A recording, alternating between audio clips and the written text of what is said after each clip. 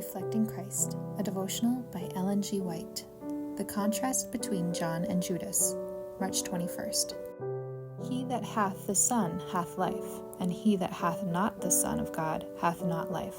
1 John 5, verse 12. During the years of his close association with Christ, he, John, was often warned and cautioned by the Savior, and these reproofs he accepted.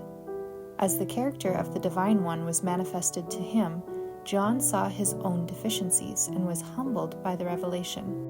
Day by day, in contrast with his own violent spirit, he beheld the tenderness and forbearance of Jesus and heard his lessons of humility and patience.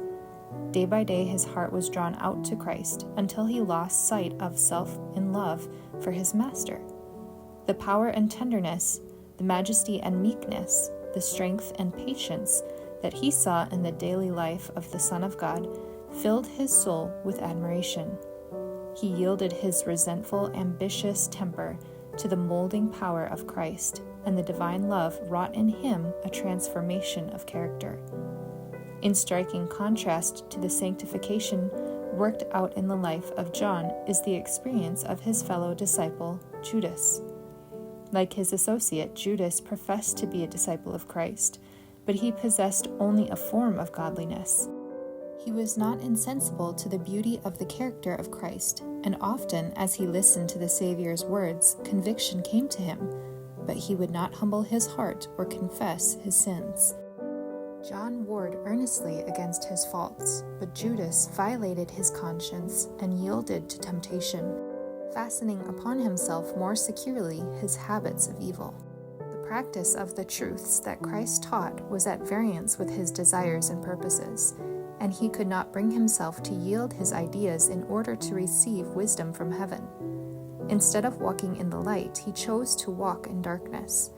Evil desires, covetousness, revengeful passions, dark and sullen thoughts were cherished until Satan gained full control of him. John and Judas are representatives of those who profess to be Christ's followers. Both these disciples had the same opportunities to study and follow the divine pattern. Each possessed serious defects of character, and each had access to the divine grace that transforms character. But while one in humility was learning of Jesus, the other revealed that he was not a doer of the word, but a hearer only. One daily dying to self and overcoming sin was sanctified through the truth. The other, resisting the transforming power of grace and indulging selfish desires, was brought into bondage to Satan.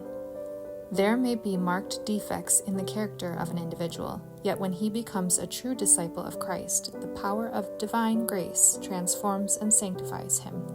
The Acts of the Apostles, pages 557 to 559.